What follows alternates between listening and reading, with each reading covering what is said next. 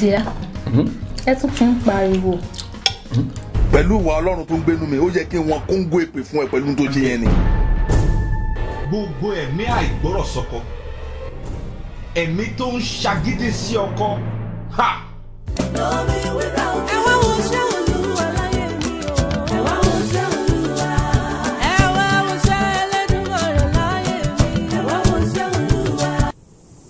Which is eternal separation from God, death, spiritual death. These are just the 3 ways one can prepare. Life.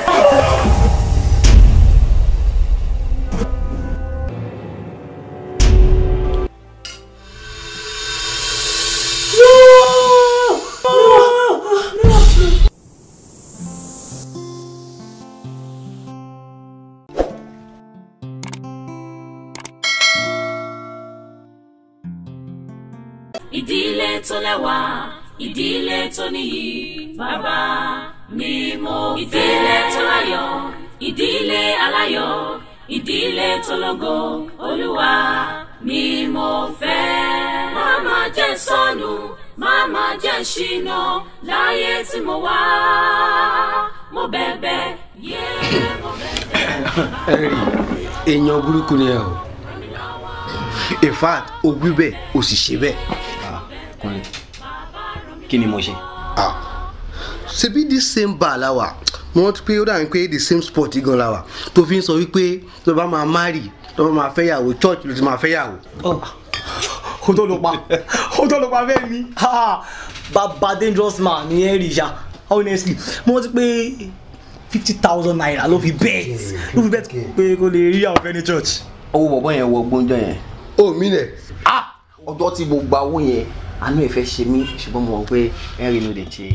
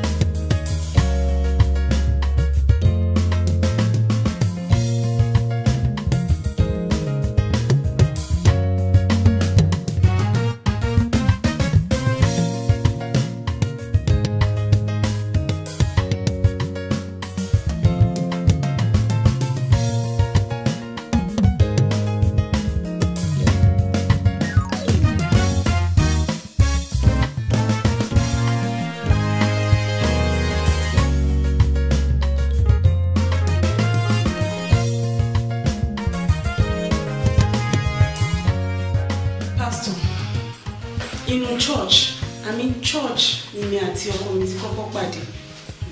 Òun náà wà nínú service ìjọ yẹn. Mo ti sọ fún yín tẹ́lẹ̀ pé kì í ṣe gbogbo àwọn tí wọ́n wà nínú church tàbí tó wá ń jọ́sìn nínú church ló jẹ́ ọmọ Ọlọ́run. Ènìyàn nílò ẹ̀mí mímọ́ Ọlọ́run láti mọ òtítọ́ láyé yìí. Bẹ́ẹ̀ ni, nǹkan tó wá jẹ́ kó rọrùn fún mi ni pé èmi náà ti fààyè mi fún Jésù nígbà yẹn.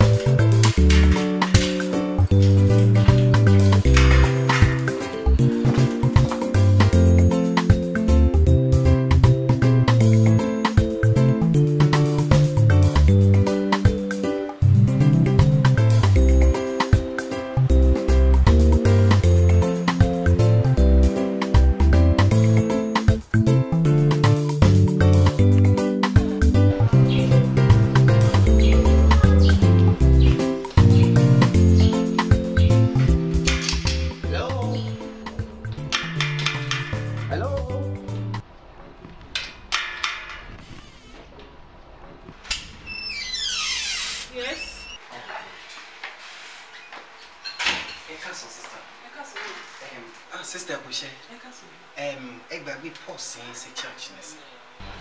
Pọ́ọ̀sì mi gbàgbé pọ́ọ̀sì. Ẹ ṣọ́ ibi tá ti dìde màá ni wọ́n ti mọ̀. Wọn ò ní ká mọ́ ní.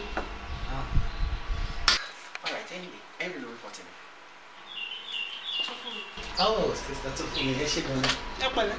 Alright, ẹ jẹ́ ìdápadà sí church bí ẹni tó ní. Ó bẹ́tà. Alright.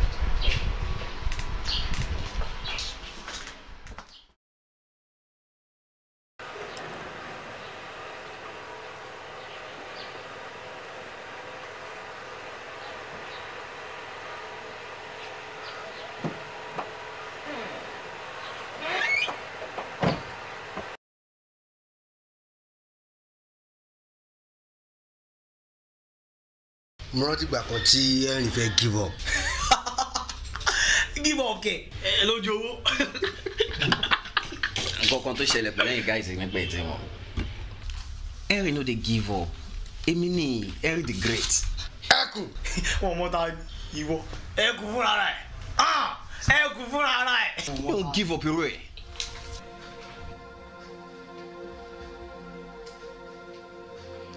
Láti ìgbà tí wọ́n ti mọ ilé mi, ṣe ni wọ́n bẹ̀rẹ̀ sí ní yọ mí lẹ́nu. Sister Tofumi. Tofumi, ẹ jọ̀ọ́ ẹ má pè mí ní sister.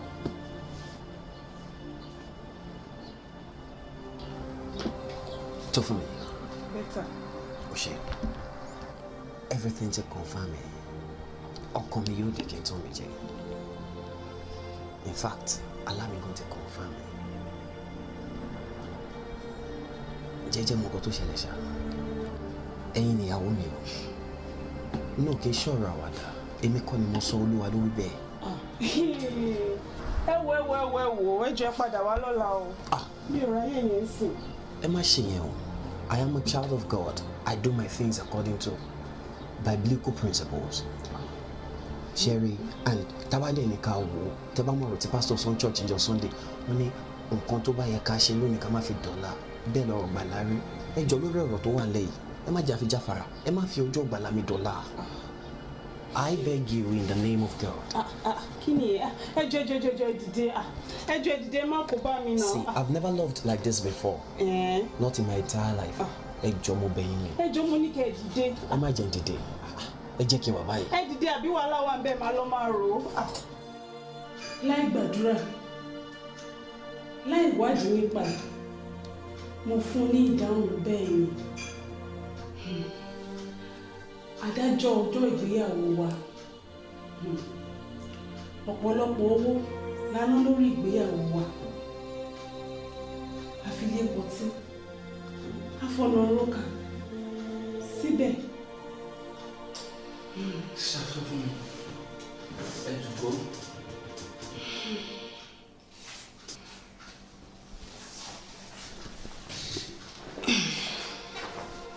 Ìpìlẹ̀ ṣe pàtàkì sà. No matter nǹkan téèyàn bá máa dáwọ́lé, ìpìlẹ̀ ṣe pàtàkì. Kò tí tó ọdún kan tí ọkọ mi bẹ̀rẹ̀ sí ní yọwọ́ kọ́wọ́. Ohun tí ó ń fa sìgá, ó ń kóbìnrin. Oríṣiríṣi ọ̀rẹ́ ló máa ń gbé wálé. Ìgbà míì wà gan tí kò kí n sunlé. Pastor, Jésù gba ọ̀pọ̀lọpọ̀ nǹkan lọ́wọ́ mi. Bí ti bá o. Kí n tó fayé mi fún Jésù, àjọ máa ń dàrú fúnra wa nù lé ni. In fact, àwọn ọ̀rẹ́ ọkọ mi gan mọ̀ pé mi ò gbàgbé rẹ̀. Ṣùgbọ́n látìgbà tí mo ti fayé mi fún Jésù, gbogbo ìwà pálapàla yẹn lọ́lọ́run ti gbà lọ́wọ́ mi. Àdúrà kan tí mo wá ń gbà nísìnyí wípé kọ́lọ́run jù kó bá mi yí ọkọ mi lọ́kàn padà. That's exactly what's going to happen. I have joined you in prayers. Jésù yóò gba àkóso ayé ọkọ yín. Ẹ má ṣe jẹ́ ká gara dà yín. Ẹ tẹra mọ́ àdúrà. Ẹ tẹra mọ́ àdúrà. Láìpẹ́ láì jìnnà, ìyanu tẹ́ ẹ̀ ń retí yóò ṣẹlẹ̀. Amen. Ẹ jẹ́ kí a gbàdúrà. Yes, sir.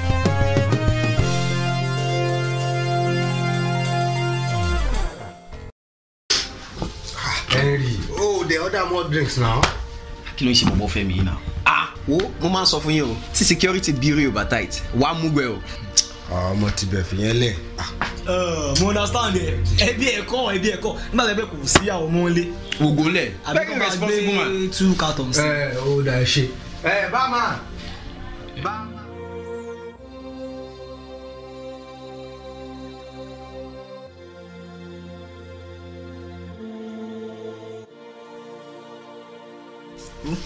Yẹn lápá kan. Henry, ẹ ká sọ̀rọ̀ gidi. Ń gbọ́ tó fún mi ti change. Ọ̀bọ̀ yìí, má máa fọ́ ọkàn ojú egbò ayé mi mú ọ. Tó fún mi ti gba wèrè mẹ́sìn. Sherry, hey guys. Tó fún mi baby mi lè tẹ́lẹ̀. As in, my girl is stubborn. Ṣùgbọ́n gbàrà tó gba Jésù báyìí, gbogbo ìwà ìjàkadì láìpẹ́ disappear. Omi nẹ̀. Jésù ti gba tó fún mi mọ́ mi lọ́wọ́.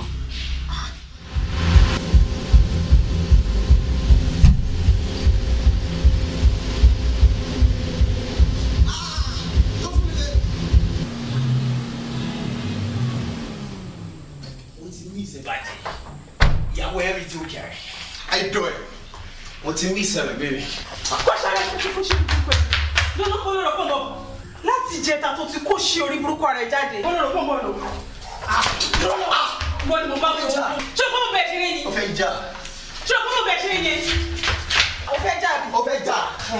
Ó fẹ́ jà. Wàá jà tọwọ́ ẹ̀ lónìí. Náà pé bàbá ẹ̀ ló fẹ́ lọ mí ẹ̀. Dàbí dúró. sori sábà bí pòrí bá pa làbà bẹ́ẹ̀ jáde. Ó fẹ́ ṣe bẹ́ẹ̀.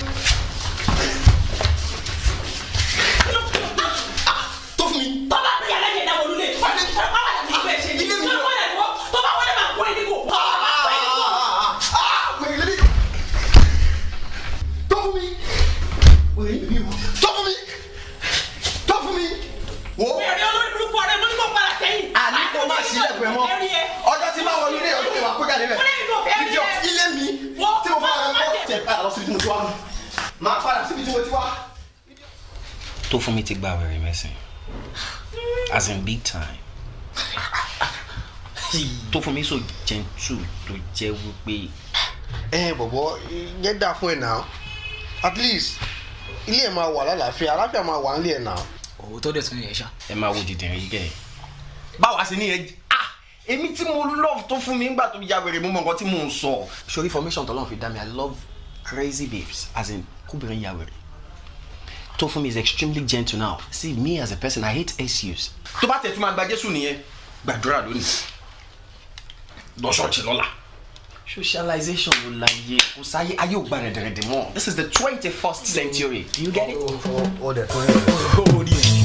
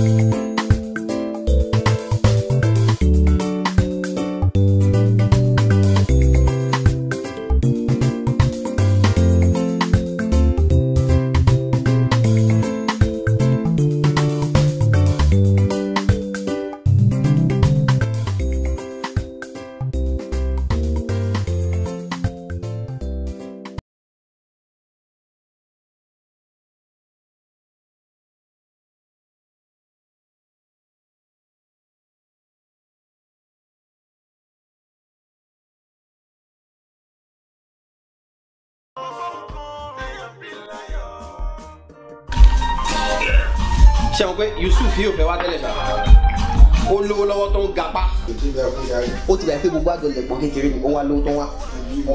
ó ń bùgà. ẹ̀yin lọ́dẹ̀ mọ̀ yẹn o. wo ìwọ wo láìkọ́ tí ń tiẹ̀ mo rẹ̀ yó.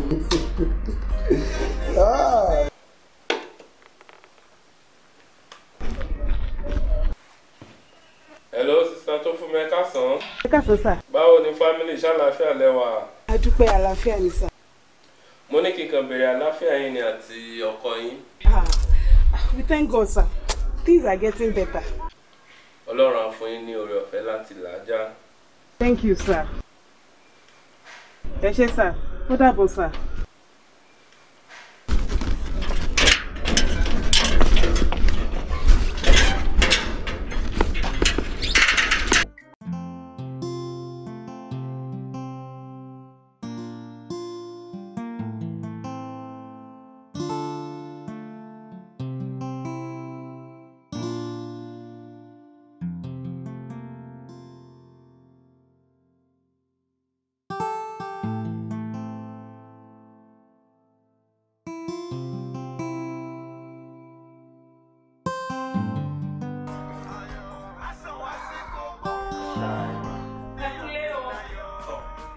Káàbọ̀ ìyàwó wa. Ìyàwó yìí mélòó bẹ́ẹ̀. Ìyàwó yìí mélòó. T-babe. Brother Yusuf. Brother báwo.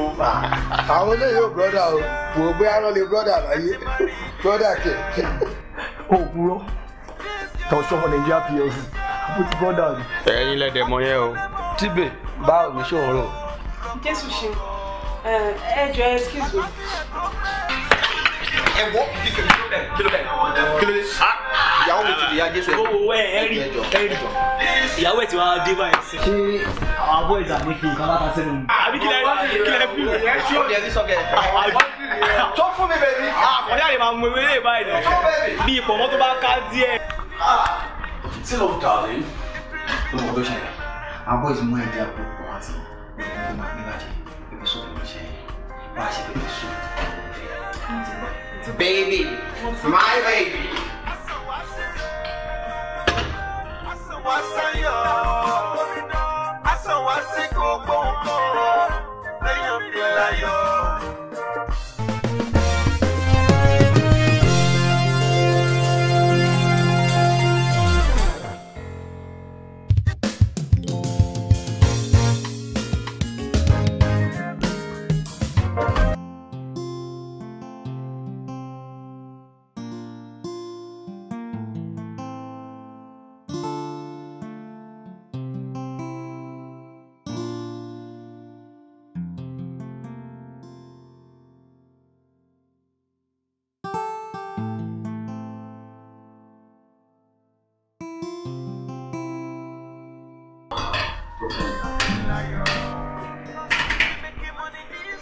Our boys still are stranded big time.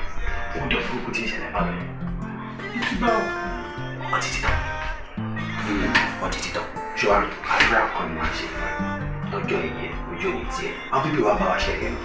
We see a year with our Sophie Baba come our son, we don't see why. I didn't go along and say, Fariga, me and Papa Tan Mobilation. I don't want you to leave here. Ṣé bí pẹpẹ sùn tẹ́lẹ̀ kí n ṣe náà ni mo ṣe fún ẹ ní pẹ́rẹ́dì. Wá jẹ́ àwọn àpàṣẹ sí i. Ìyẹn náà ni mo ṣe lọ́wọ́ náà. Má ṣe rẹ̀ náà, má ṣe rẹ̀ ìjọba bá wá solution. Bá wá solution. Ìyá Jésù, ìyá máa ṣẹlẹ̀, ìyá máa ṣẹlẹ̀. Má jù pẹ́, má jù pẹ́.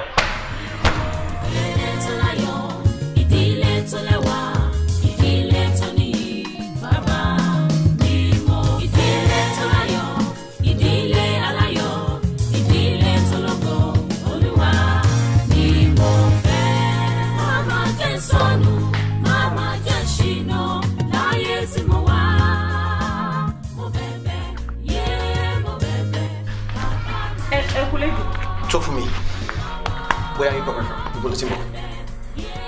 Church. What? Talk for me. Ṣé Jésù ní kí n máa fi bí pa ọkọ yín nílé? Shut up, Tokumi!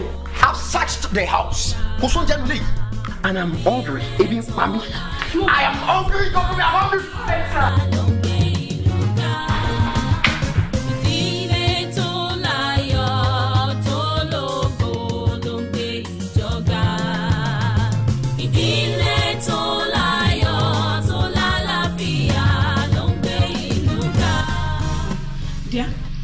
Ṣé ẹ máa wẹ̀ tẹ́ bá ṣe tán kí n máa yí gẹ̀ẹ́dì mi méjì. Tó fún mi. Jókòó. Kí jókòó? Jókòó.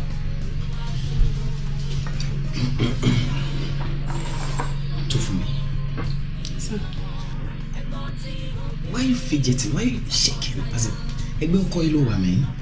Relax. Me would like way to Christianity if it's at all. I want you to go back to the normal crazy girl I used to know. Yahweh Bada man, to save this marriage. Go back to your normal self. Kanorawa, Kadaliru, everything was okay. Go back to your crazy. I don't know. Joe, Benny. So I John come and eat with me. Shemule Lord, get to me already. Or a minute more. Malo.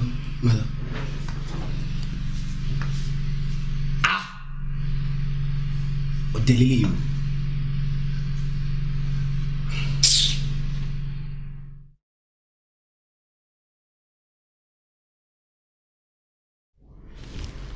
My dear. Ẹ má bínú. Tó fún mi. Mi ò bínú sí ẹ. Ó ti tán. Mo nǹkan tó ṣẹlẹ̀.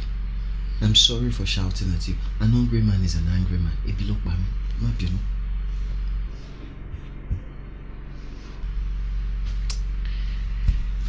Should I tell you something?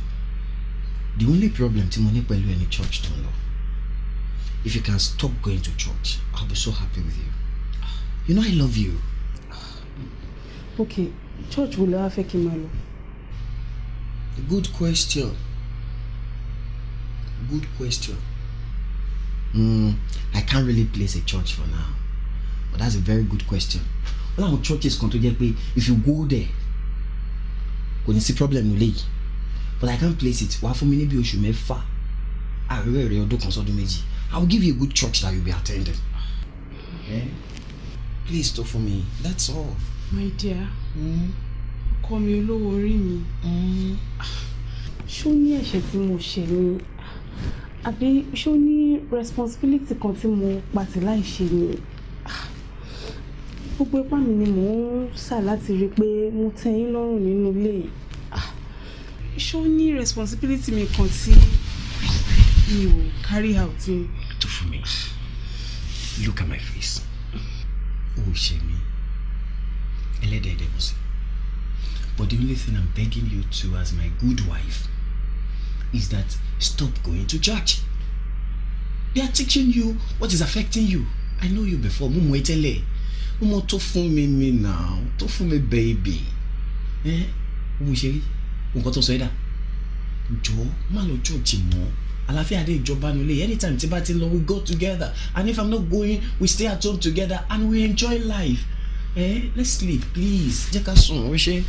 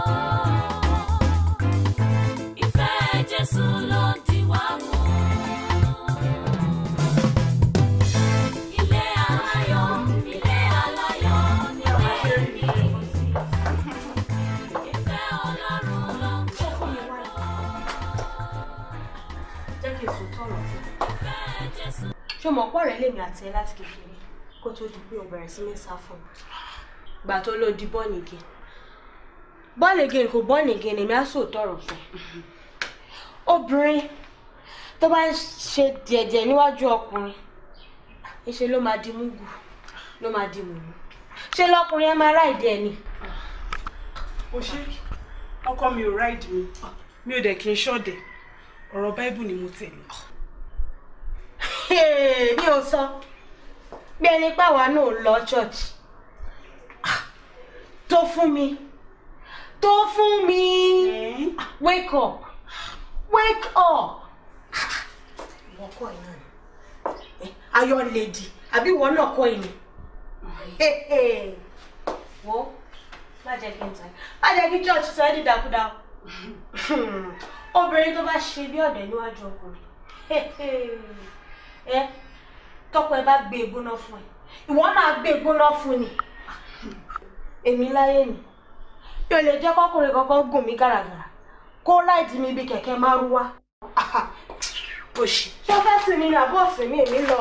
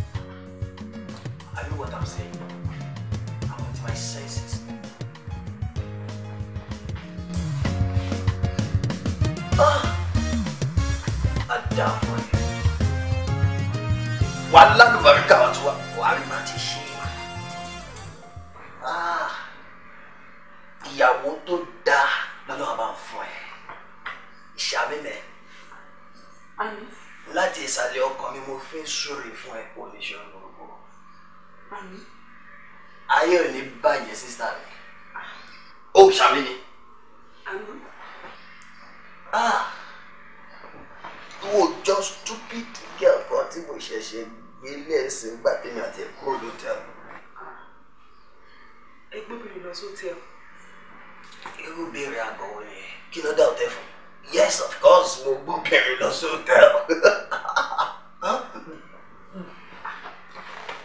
I'm an African man over 30 years of age. Achievement, Benny. But I do tell. I'm moving on. Don't see if I'm going to suffer. But I do tell. Kige ija shere. Ko ja se nkan ta ma se. Kí ni tètè máa lọ lé. Ló bá ní rárá. Ó yarí kanlẹ̀. Mo bá ní kí ló fẹ́ ó ní ká kọ́kọ́ mọ́ra wa yó. Mo bá ṣe bí ọ̀dẹ̀ mo bá gbọ́ràn sí rẹ̀. A bá ṣáyún lọ. 6 bottles àkọ́kọ́. Àgbè. Ó parí. 6 bottles èkejì. I order for. Show the 28 bẹ́ẹ̀ I begin 6 plus 6. Sorry, 66. Mo kàn sùn lọ́yà bí mo ṣe débi gan. Mi ò mọ̀. àdúrà ẹ̀ ló gbé mi délé.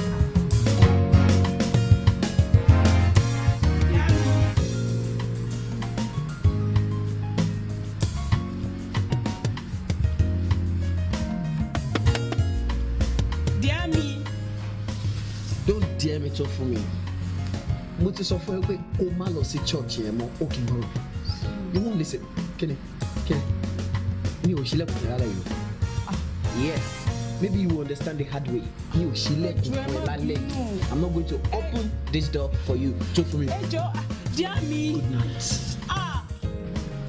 Jesus dear me.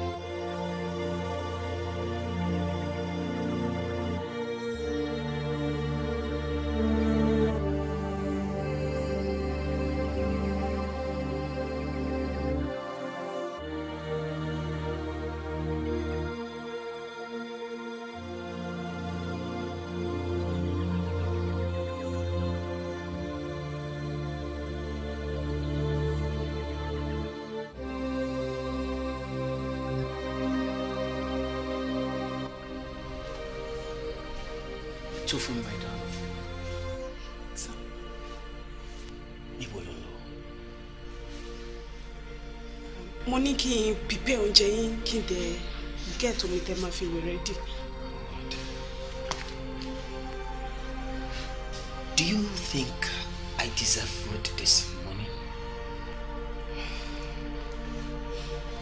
Tó fún mi. Please sit down.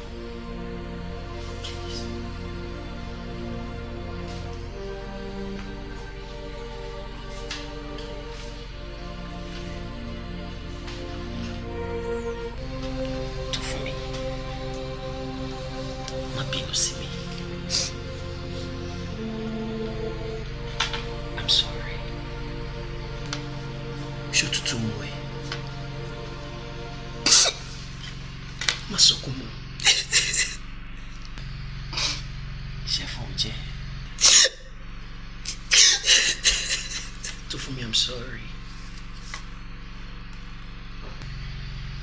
Please, lead me to your Jesus.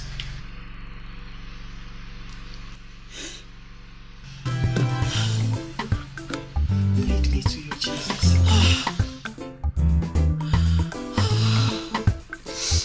Thank you, Jesus. Oh, thank you, Jesus.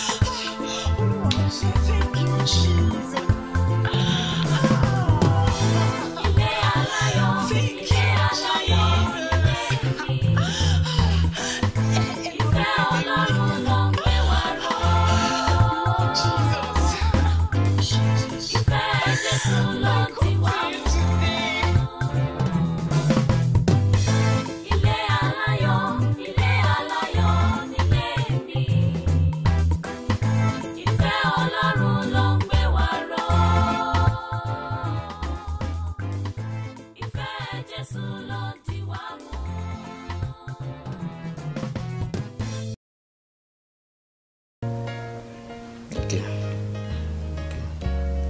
Ta tún ló ń tàn. Ìyàwó mi ni màmí. Ó ní kí n máa bọ̀ pé àsìkò àdúrà rẹ̀ ti tó. Oríṣiríṣi.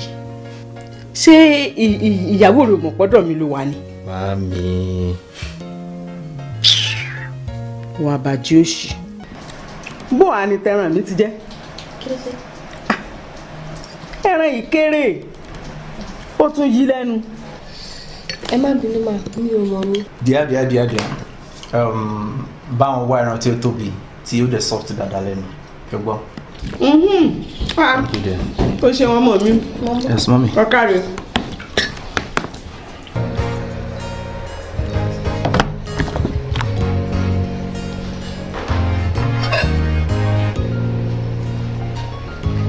Ẹ kúlé mà. Aya mi. Àpáwọ̀. Ṣé mo wà ókè? Ó kọ́ àṣàrọ̀. Ẹ pẹ̀lẹ́, ṣé ẹ sùn dáadáa? Mo sùn dáadáa. Báwo jẹ ló ń jẹ? Orí kan tìkan ní tó ń jẹun. Náà mo kàn ní mọ́ fún gbogbo àwọn èyí náà panu ni. Nígbà mo ti mọ̀ pé ò ní pẹ́ dé.